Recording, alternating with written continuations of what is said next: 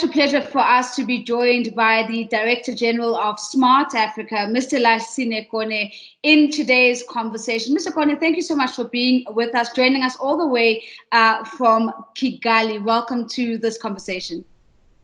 Thank you very much for inviting me.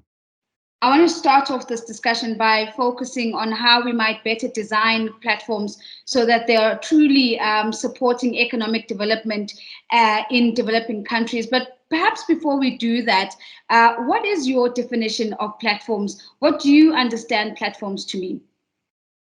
Platforms are basically the mechanism of really promoting the social economic development by saying that we can see back in the 90s in the US or the Western worlds, those Visa and MasterCard payments, came up, and it actually accelerated the growth of the economy.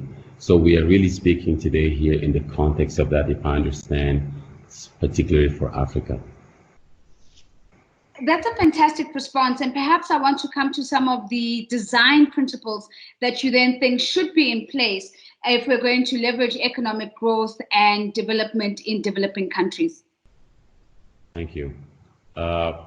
Platforms currently used in Africa are similar to early age of MasterCard and Visa card or any other, this is just to say some example, or any other platforms used by them.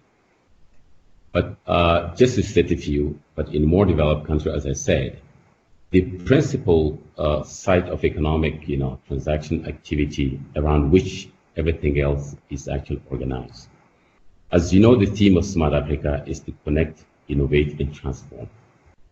So Africa has the connectivity challenges. Once we have the connectivity challenges, we will have the innovation challenges in order to transform. Transformations, platform play a key role into that. But unlike African scenario, those platforms in the Western world, they were preceded by a strong ID, which is identification, and a KYC, credential requirement. I mean by KYC, know your customer. While in Africa, innovation in platforms preceded major regulatory environments in terms of ID and the KYC requirements.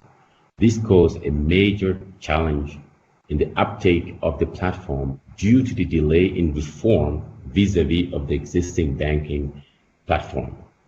So, to face those challenges, the platform design is not the issue.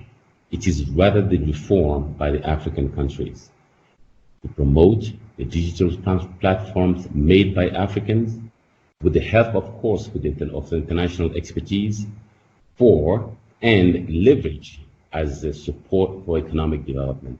This, among other things, will turn to create jobs, support small businesses across the value chain.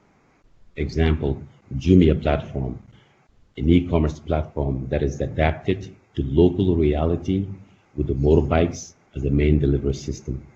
2, for example, cross-border integration and interactions in trade and business. Example, Safaricom money payment platform, M-Pesa in East Africa. Example 3 will be much providers and consumers of services such as Safe Boda in Uganda for bike transport, ride hailing in Kenya like Taxify.